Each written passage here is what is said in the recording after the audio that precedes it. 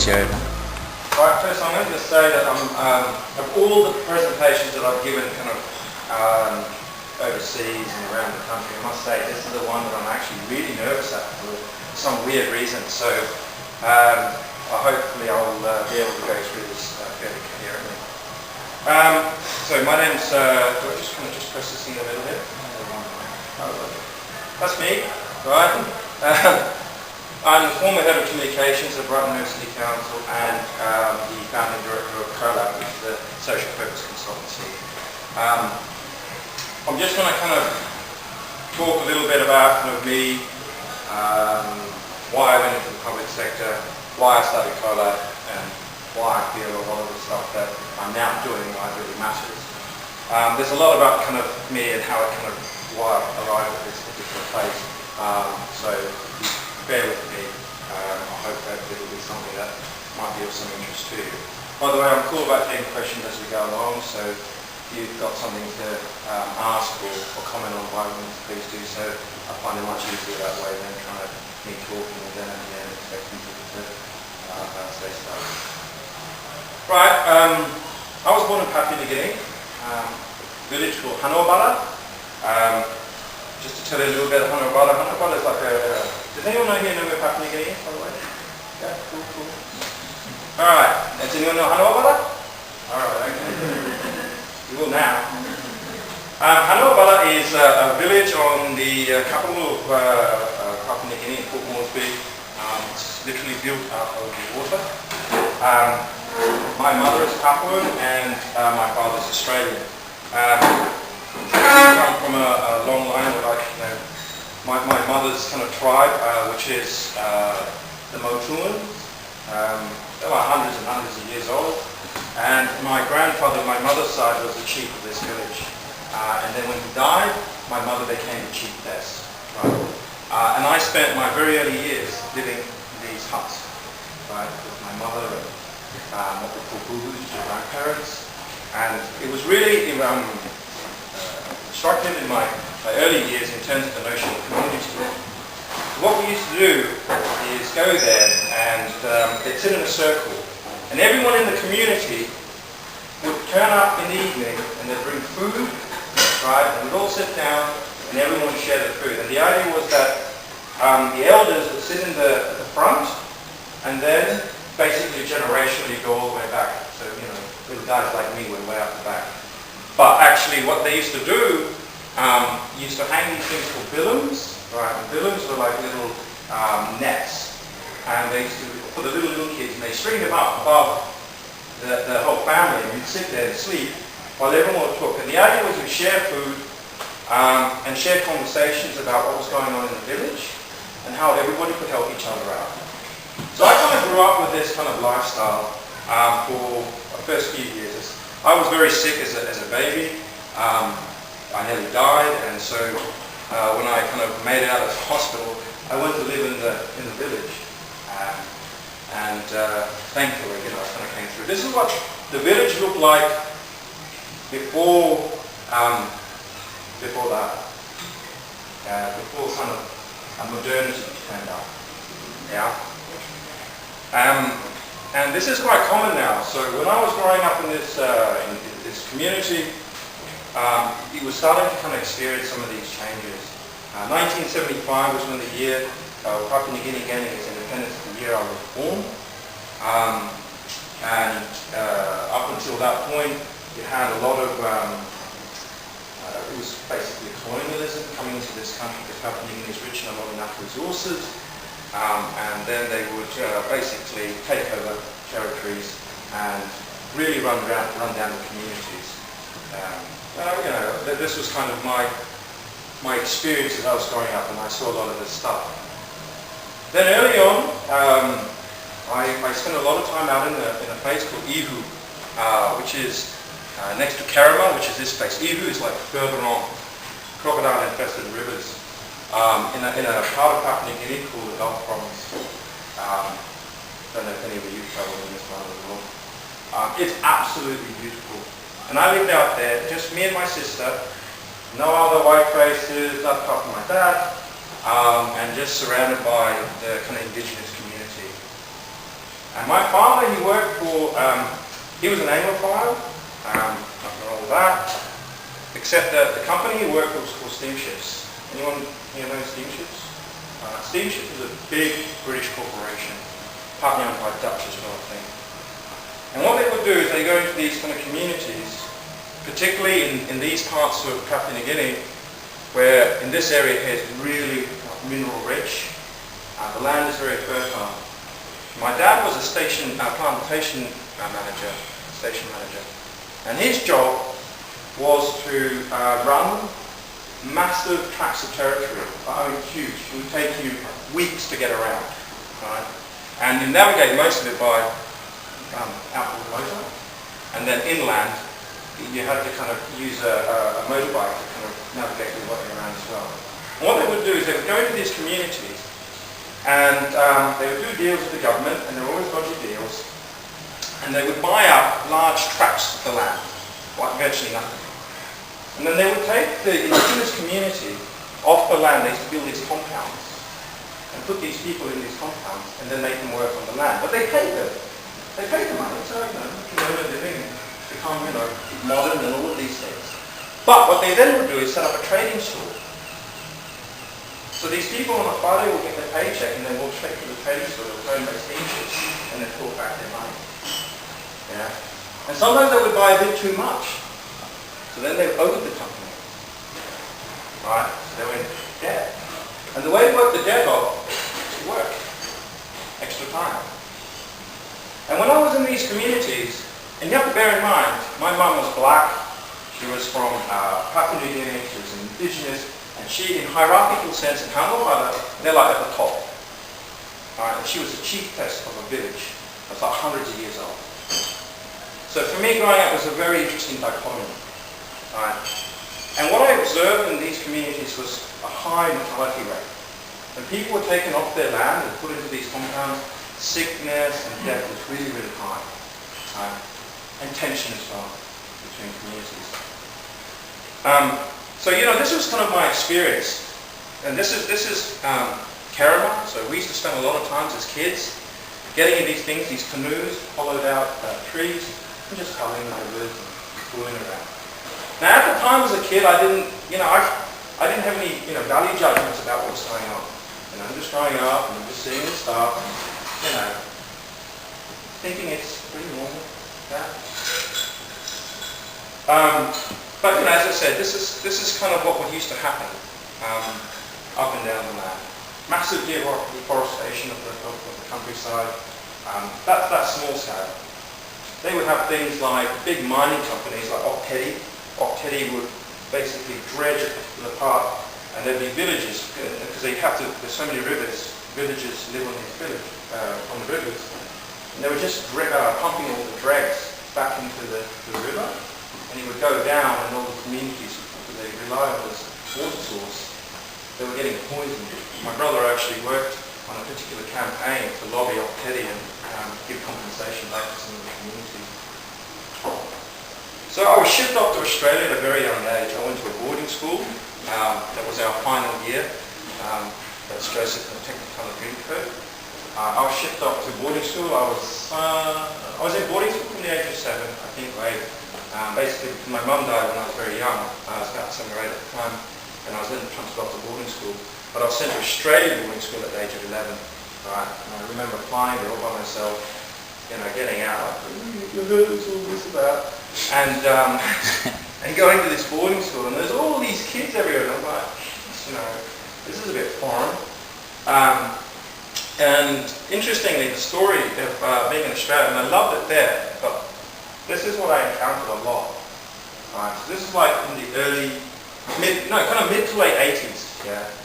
And I remember one time I was standing in this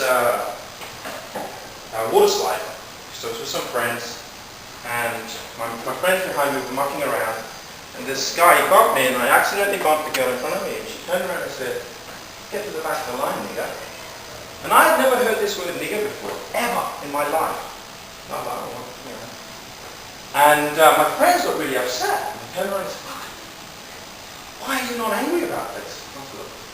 I don't even know what the word means, I don't know what, she just said, "Go to the back of the line." He said, well, she called you a nigger. And I said, well, what's that? And when he told me, I was like, wow, people actually don't like you because you look different. You know. And so this was kind of my early experiences of Australian culture. You know, massive culture shock to me. This is the Australian. This is meant to be one of the more liberal, open-minded publications. And you know, even 2006, this is kind of the headline that they still kept perpetuating. So you know, Australia's got an interesting culture in terms of what it deems as the other.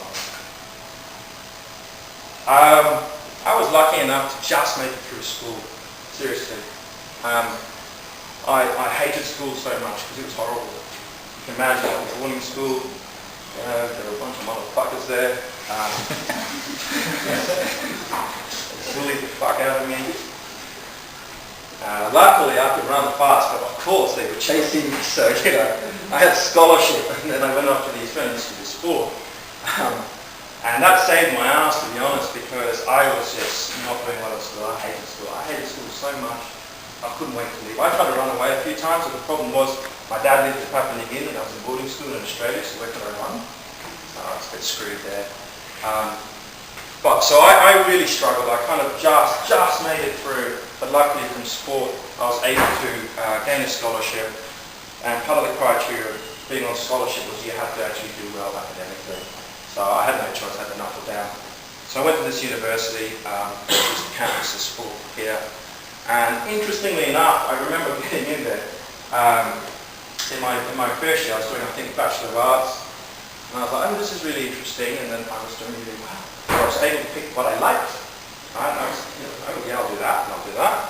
And suddenly I was doing really well, and I thought, actually, you know what, I'll do another degree.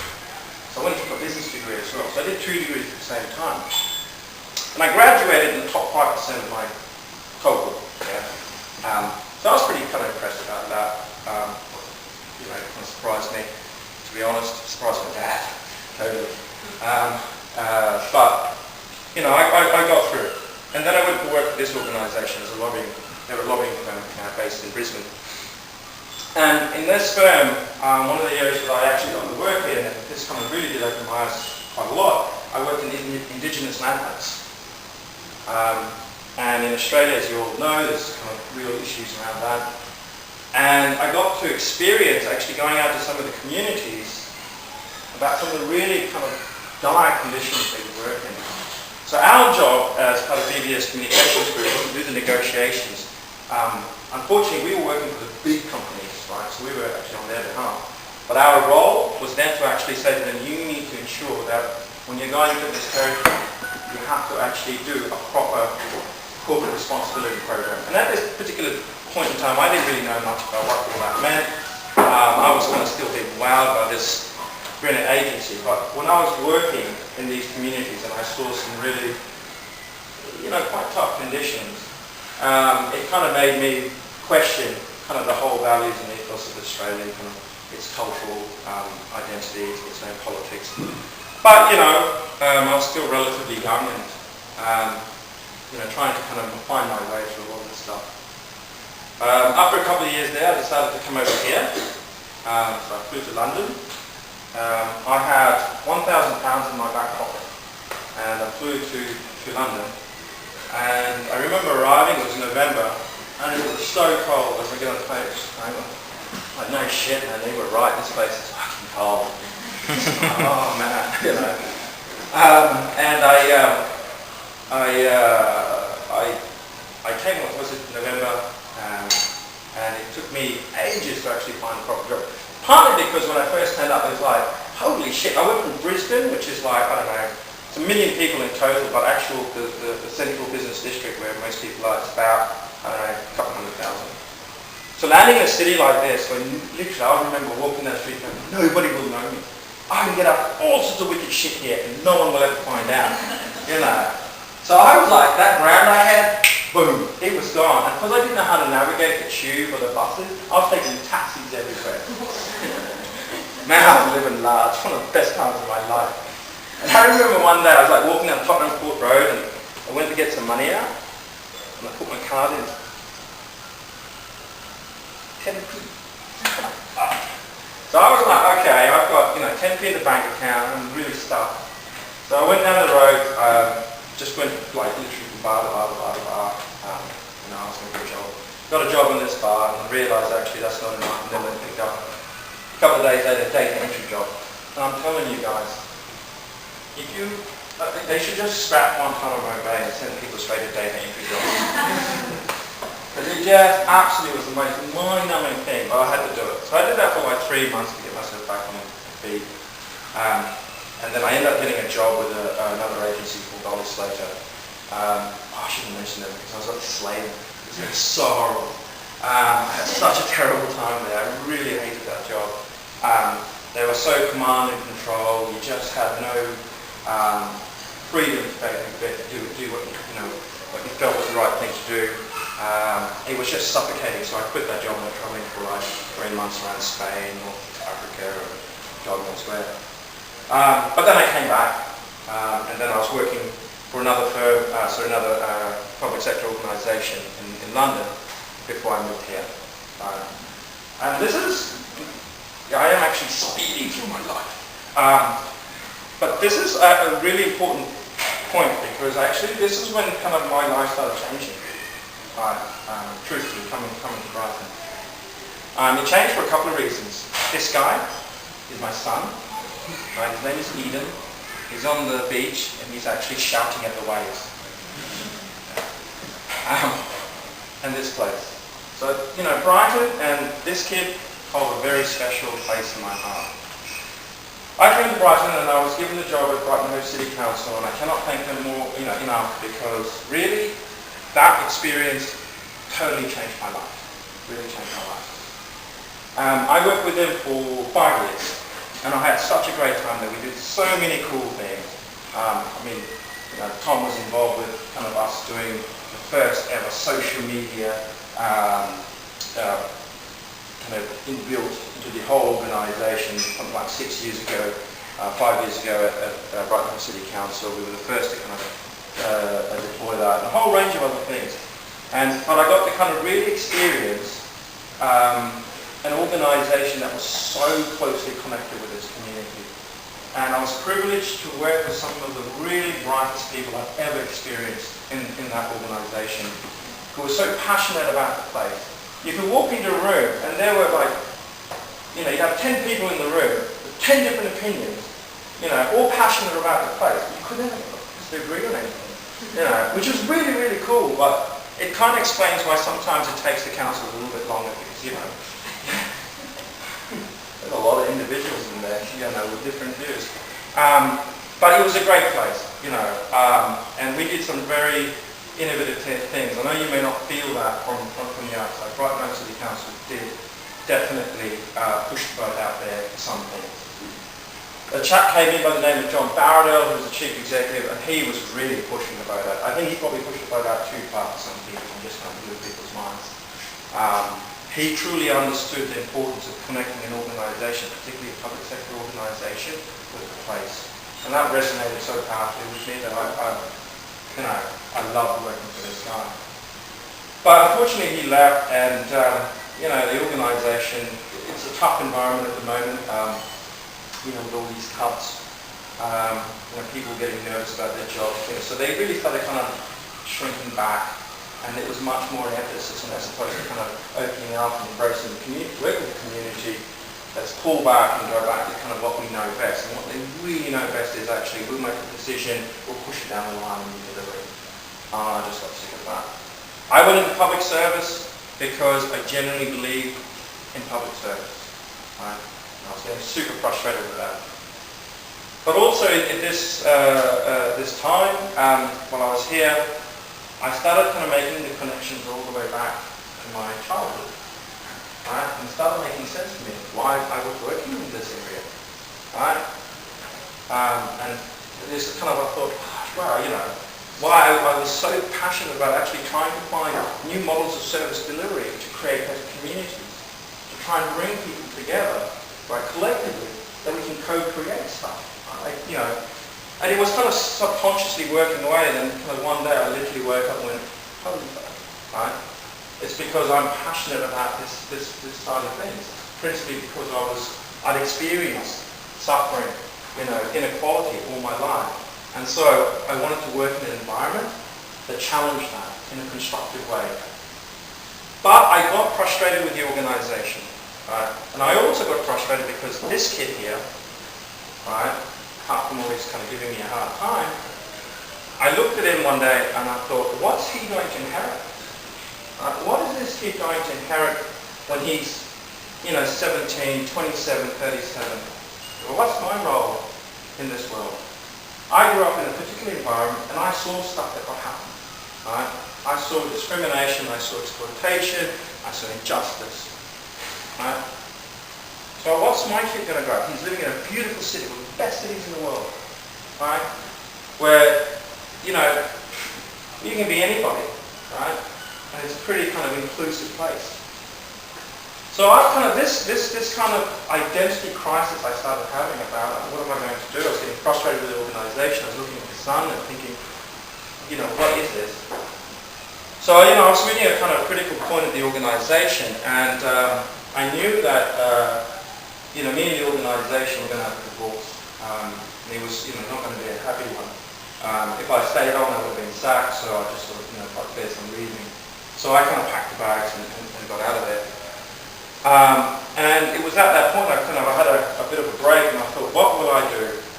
And literally, combination of frustration and inspiration came me into this organisation, which is kind of where I'm at now, Colab.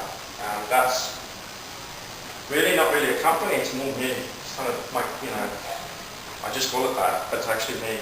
I just thought, I was so frustrated about this stuff, I really want to make a difference, so why don't I just go and do it? Why don't I set something up? Why don't I create this enterprise and actually make it work? I am privileged that Tom Nixon over there actually helps me out, points me in the right direction and often tells me off. But hey, I'm learning, but I just thought, why don't I take all that stuff that I've grown up with, that I've really found uncomfortable and I don't like, and rather than bury my head in the sand and go, okay, that shit happens and we'll never ever be able to fix it, actually try. Just try. Alright? So this is kind of where I've arrived at now, today, Colab. Standing here before you, in terms of a kind of a social purpose consultancy that is, fundamentally put together to try and end suffering. Right? We're working on some very interesting projects, and we're still iterating the kind of process. But I think the kind of basic principle of this kind of story is that,